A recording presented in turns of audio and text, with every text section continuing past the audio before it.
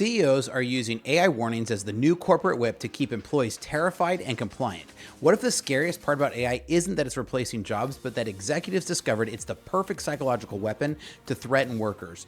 What if I showed you proof that AI can only complete 20% of assigned tasks, yet Amazon CEO still sent threatening memos about AI taking over in the next few years? Today I'm exposing how AI has become the new hip corporate intimidation tactic, and why the real damage isn't to jobs but to workers' mental health and to company culture. Let's dive in today.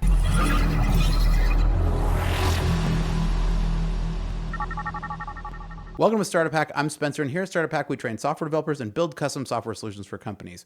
With a decade of executive leadership as a fractional CTO and 25 years in software development, I've mastered transforming tech teams and products. All right, so the dirty truth about AI threats, they're not actually job replacements. They're about keeping employees scared, overworked, and grateful for whatever scraps they get. While CEOs spread fear about AI takeovers, the real numbers tell a completely different story. So let's break down this corporate psychological warfare. So recent data shows that AI agents can only complete around 20% of assigned jobs as of April 2025. Yet CEOs continue to spread apocalyptic warnings about imminent AI takeovers. Amazon's Andy Jassy sent a memo threatening that AI will reduce their workforce in the next few years, while admitting it's hard to know how many jobs and providing zero concrete data. Now, Anthropic CEO claimed that AI could wipe out half of entry-level white-collar jobs in 5 years with absolutely no evidence, just pulling the numbers out of air. Even tech leaders like Nvidia, Jensen, Huang, and Google's DeepMind have pushed back on these apocalyptic predictions as unfounded. The pattern is super clear: vague threats, distant timelines, no specifics, classic intimidation tactics designed to keep workers anxious and compliant. Now, as a manager, one thing I've ever learned is that ruling out of fear is a terrible way to learn. And I get it that Andy Jassy has a hard thing to do in managing how many millions of employees that Amazon has, but these tactics are terrible, and they're just thinly veiled threats. So let's take a look at this, because I'm not just making this up, right? AI warnings are the hip new way. So this is one of the rare times you're going to see me quoting from CNN, but like I'm doing it here. AI warnings are the hip new ways for CEOs to keep their workers afraid of losing their jobs. And they're exactly right. Futurism goes on to say companies that replace AI are realizing that their problem is that a big mistake, and human touch remains irreplaceable in many interactions. Now, it's another article about Amazon CEO saying AI takeover is coming. This is this kind of veiled threats, just like this is the same guy who used the return to office as a way to lay off a ton of people without having to pay for severances or those type of claims. Well, AI is just the new threat, right? And in this case, we're also seeing Microsoft might be starting to do this. Now, Microsoft is pretty upfront about the fact that their layoffs have not been because of AI replacements, but like I think everybody in the back of their mind knows that this is still like a veiled threat. And then even Amazon is going back to their old ways and saying, hey, you can come back to Seattle or else you can leave, right? So we're still seeing these intimidation tactics being used, and I get it. I'm just, lest anybody wonder, I am definitely a fan of capitalism. I believe in capitalistic practices. I'm a business owner, and I believe in fair trade and fair opportunities, right? But I just think that using AI as this threatening stick is not going to be a great way to build a company culture. Now, finance startup Klarna reduced its workforce by 22% through 2024, ahead of promised AI revolutions, then had to embarrassingly come back and do a recruitment drive to bring humans back. A Gartner survey of 163 business executives found that a full 50% will abandon their plans to significantly reduce their workforce, right? And so all this talk already is starting to show cracks, right? Only 45% of corporate IT managers even have a formal AI policy in place, suggesting scattered and hasty rollouts rather than strategic planning. Companies discovered that security concerns and integration challenges are main barriers to AI adoption. So this isn't a big surprise. We've been talking about this for a while. So the reality is that most AI implementations require more human oversight than traditional systems, not less. So tech critics have noted that these agents are really just trumped up automations that require enterprise customers to invest time programming them. Now, Microsoft's own research reveals that rather than liberating workers, technology innovations have trapped employees into infinite workdays with constant interruptions. The typical office worker now gets interrupted every 2 minutes during an 8-hour shift. That's 275 pings per day from meetings, emails, and chat notifications. Workers receive an average of 117 emails per day, day and send or receive 58 instant messages outside of core working hours, representing a 15% increase from last year. So this isn't like from 10 years ago. This is just from last year.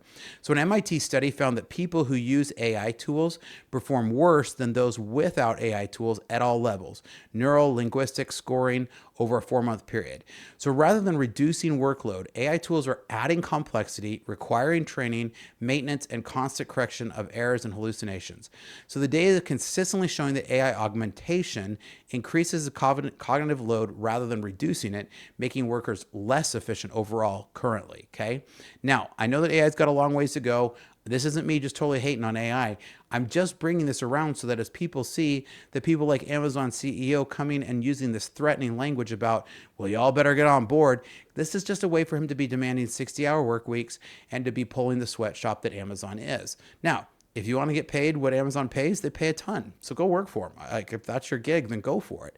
But just know that you're working for a sweatshop, and you're working for a slime ball like Andy Jassy, who's going to use these kind of threats. Now, Microsoft cut around 3,000 jobs, which was about 6% of its staff in May, and it's prepping to cut thousands more sales positions, but at the same time posting 13% revenue growth and spending $107 million per day on shareholders.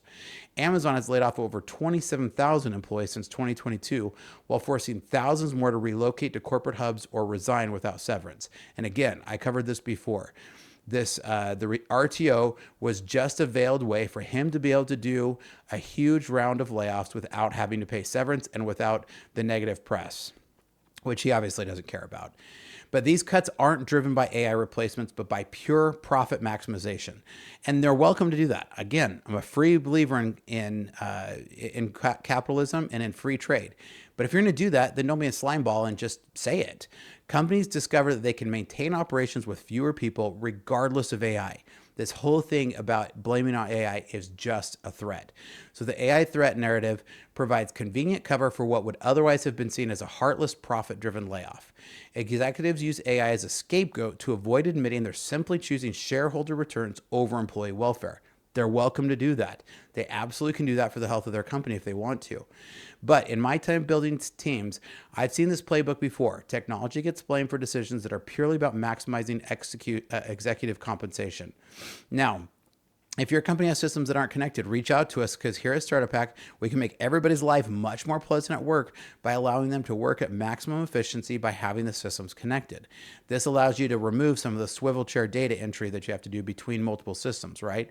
So check out startupac.com/Spencer, because we'd love to help you out.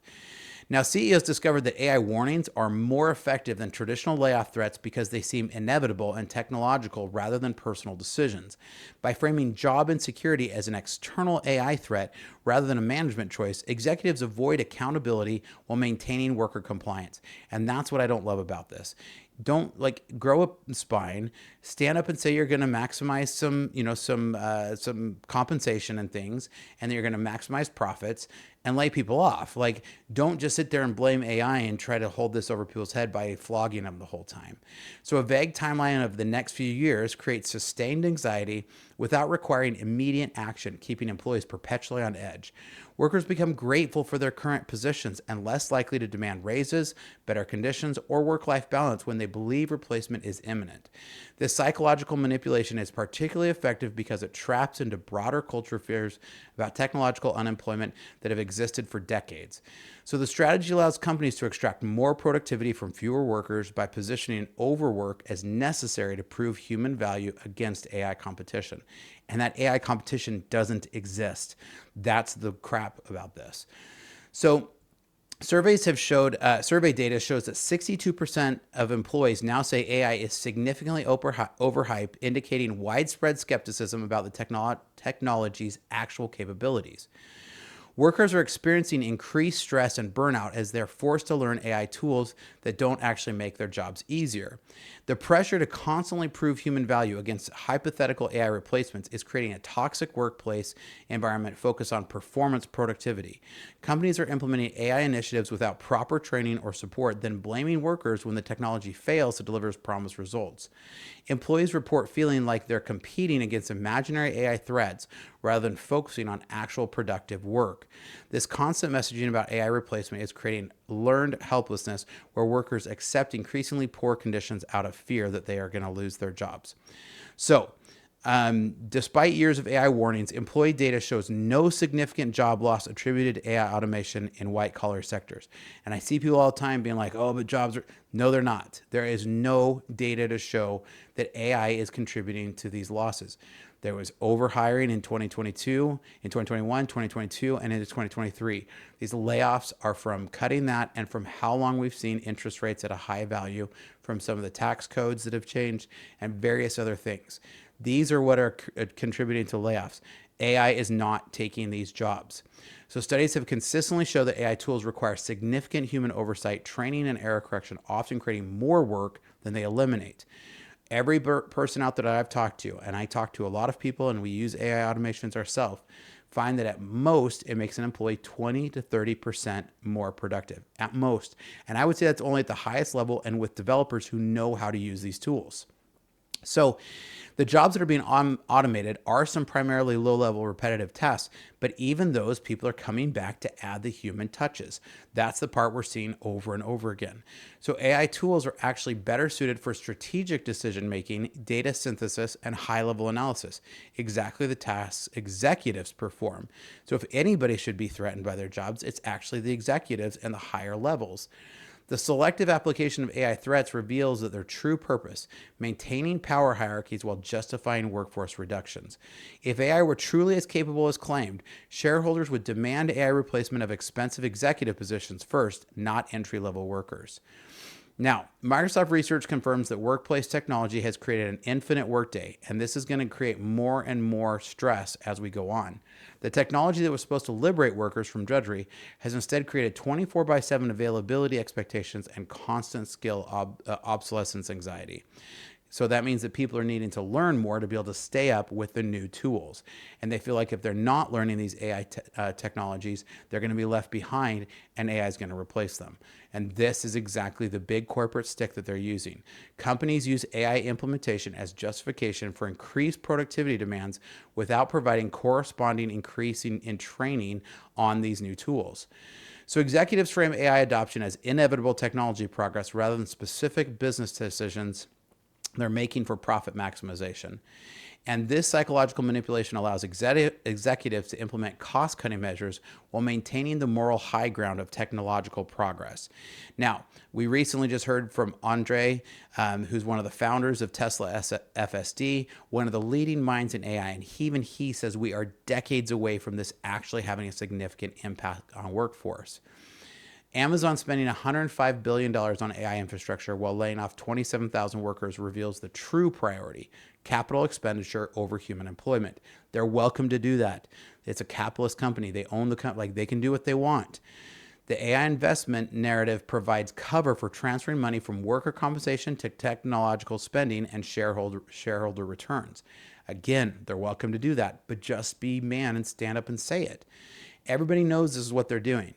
Executive compensation packages, although, are going higher and higher every year at Amazon. So you're seeing the executives aren't the ones missing out on this.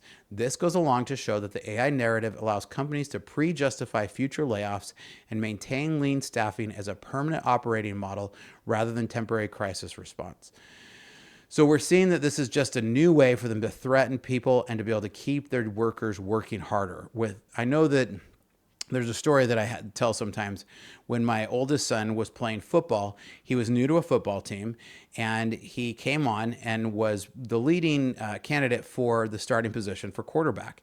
And I'd ask him all the time if he was afraid of games or afraid of this. He said he wasn't afraid of that. He was afraid of the backup quarterback being better than him to take his place and get that playing time. And this is what we're seeing, the same thing. There's this mythical thought. Now, I talked to his coach later, and his coach said, I had no intention on replacing him with the backup quarterback. But in his mind, that's what he was holding against. That's what we're seeing here. We're seeing this threat that AI is going to take over their jobs, and Andy Jassy is continuing to plug that. And for me, I just think that's a slimy move. Again, it's his company. He can do what he wants. But I just think it's a slimy move. If you want to get your company to work harder and demand 60 hours a week, then just say it. but trying to come up with this threat of this enemy that's going to come is actually going to make his employees hate AI more than actually learning how to use it. So as someone who's implemented actual AI systems, I can tell you the technology is nowhere near capable enough to replace skilled workers, but it's very effective at scaring them into submission.